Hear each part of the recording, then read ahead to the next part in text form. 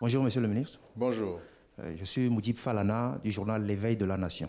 Le Conseil a examiné ce matin un projet de décret relatif à la représentativité des syndicats et droits de grève. Alors, lorsqu'on se réfère au texte, la question est de savoir qui sort gagnant, gouvernement ou syndicat. Alors, le Conseil national du travail est un organe consultatif.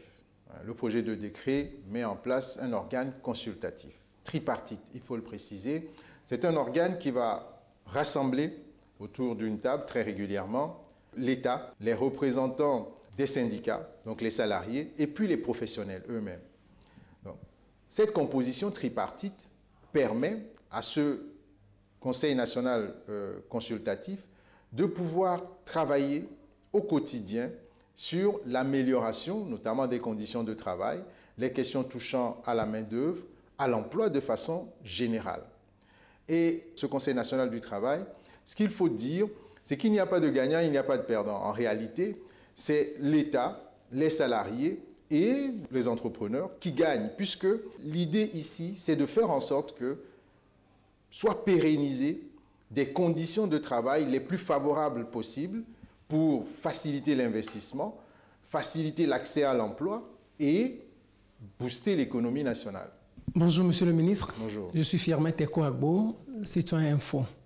Alors, toujours dans le cadre de ce Conseil national du travail, Monsieur le ministre, on sait qu'au Togo, aujourd'hui, il y a ce qu'on appelle le Conseil national du dialogue social. Mais quelle est la différence entre ce Conseil national du dialogue social et le Conseil national du travail? Alors, on a ici deux institutions qui sont créées dans le Code du travail. Et comme je le disais tout à l'heure, avec le Conseil national du travail, nous avons un organe consultatif. Et le Conseil national du dialogue social, quant à lui, est un cadre national permanent de dialogue social qui va avoir pour objet de travailler à la prévention des conflits sociaux, donc édicter des guides notamment, informer les entreprises sur, et former d'ailleurs, sur comment prévenir les conflits sociaux. Et en cas de survenance de ces conflits-là, ce cadre national d'animation du dialogue social peut intervenir aussi pour faciliter la résolution de ces conflits sociaux. Le CNDS peut aussi participer, dans une certaine mesure, à l'élaboration des textes, toujours dans cette optique de favoriser le dialogue social. Donc on a ici deux entités qui sont différentes. Un Conseil national qui est consultatif et qui œuvre spécifiquement, ou en tout cas dans la majeure partie de son action, qui œuvre dans le domaine de l'emploi, le travail, la santé au travail, et le Conseil national du dialogue social qui va plutôt être sur la perfection du dialogue social, tant dans la prévention que dans le curatif. Alors, bonjour Monsieur le ministre. Bonjour. Je suis Dieudonné Sionou, de Elios Info, aussi correspondant de la chaîne africaine basée à Ouagadougou. Le Conseil a examiné ce jour le projet de décret fixant les modalités de protection des personnes contre les effets des champs électriques, magnétiques et électromagnétiques provenant donc des rayonnements non ionisants. Ma question a plusieurs volets. D'abord est de savoir jusqu'à quel degré d'estimation ces effets ont de répercussions sur des personnes à protéger. Comment identifier ces personnes exposées? Vous permettez, je continue en demandant quelle sera donc la procédure exacte de fixation des modalités de protection. Qui seront les réels acteurs de ce phénomène? Très bien, merci beaucoup. Ce projet de décret vient ensuite d'un texte de loi qui a été voté le 10 juin 2020 et qui concerne les rayonnements ionisants. Peut-être qu'il faut revenir sur la distinction entre les deux. Lorsqu'on considère les rayonnements ionisants, on pense ici aux rayonnements, alors c'est un peu technique, hein, on pense ici aux rayonnements qui proviennent de la radioactivité, de l'uranium ou du plutonium et qui peuvent avoir des applications en matière de défense, en matière de santé et puis même en matière d'énergie, puisqu'on produit de l'énergie électrique grâce à l'uranium, énergie nucléaire. Bon. Et à côté, l'on va avoir les rayonnements non ionisants. Et en réalité, sur ces rayonnements-là, c'est notre quotidien. Les fils électriques émettent des rayonnements non ionisants, votre téléphone émet des rayonnements non ionisants, votre télé, la caméra. Donc, on a autant d'outils du quotidien qui émettent des rayonnements comme ceux-là, qui sont des rayonnements à basse fréquence. Mais, autant sur les rayonnements ionisants, une faible exposition peut tout de suite créer le danger, autant sur les rayonnements non ionisants, la faible exposition n'est pas dangereuse. Mais une exposition continue peut devenir très rapidement dangereuse. Et le texte qui est pris vise à encadrer l'utilisation du matériel qui émet ce rayonnement ionisant. On a des travailleurs qui sont exposés de façon importante à ces rayonnements-là. Et il nous faut identifier, par exemple, lorsque vous achetez un appareil électroménager, il faut que vous puissiez savoir la quantité de rayonnement qui est émise. Si on a des salariés justement qui travaillent dans ces secteurs-là, il faut que ceux-ci puissent bénéficier d'une protection adéquate pour qu'une exposition continue ne puisse pas leur causer de préjudice. Alors, pour ce qui est de la quantité, je ne peux pas vous la donner immédiatement, puisque en fonction des appareils ou du matériel utilisé, le rayonnement est différent. Ce que l'on sait, c'est que l'exposition durable est préjudiciable. Mais aujourd'hui, le projet de décret pose un cadre général. Donc, ce qui veut dire que désormais, nous avons une base légale sur laquelle travailler. Donc, les différents ministères concernés par l'utilisation de ces rayonnements non ionisants doivent maintenant prendre des arrêtés sectoriels précisant les conditions d'utilisation de ce matériel. Par exemple, lorsque vous subissez une radiothérapie, la radiothérapie est faite à base de ces rayonnements-là. Même en matière d'alimentation, pour pasteuriser, l'on utilise des rayonnements non ionisants. Donc, autant le ministère de la Santé, par exemple, et d'autres ministères sectoriels seront concernés par ce texte-là pour prendre des règlements d'application. Est-ce dit, Monsieur le ministre, permettez que des personnes déjà victimes de ces rayonnements seront traitées d'une manière relative à ce test? Alors, le texte vient d'être pris. Après, vous savez, on est en matière scientifique et ce qui gouverne la prise de ce texte, c'est le principe de précaution. C'est véritablement le principe de précaution puisque les connaissances scientifiques là-dessus, on a une base qui continue à être améliorée. Ceux qui sont exposés, il faut qu'ils en apportent la preuve et d'autres mécanismes vont prendre le relais là-dessus. Oui, est-ce que les Togolais ont une idée claire aujourd'hui des rayonnements non ionisants? Alors, une idée claire, moi je vais dire cela très simplement parce que je le dis encore, je ne suis pas spécialiste et la matière est technique.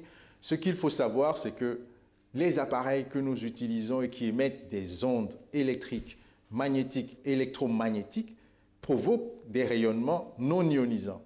À faible exposition, les risques sont minimes. Mais à exposition continue, les risques sont réels.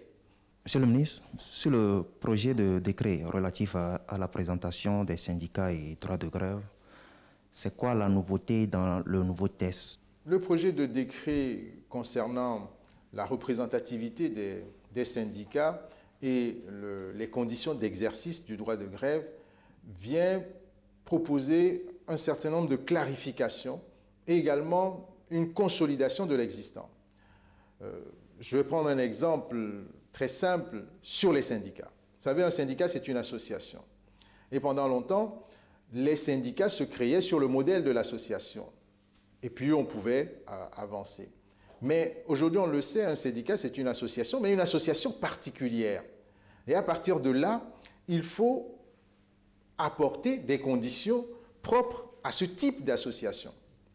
Donc, le texte vise à proposer, par exemple, aujourd'hui, que pour qu'un syndicat puisse être reconnu comme tel et puisse exercer, que ce syndicat-là ait un siège. Cela semble être un minimum, mais dans la réalité, on a déjà connu des syndicats qui n'avaient même pas de siège. Que le syndicat puisse avoir une transparence financière, qu'on sache comment le syndicat est financé, parce qu'on connaît les exigences aujourd'hui en termes de transparence financière de façon générale.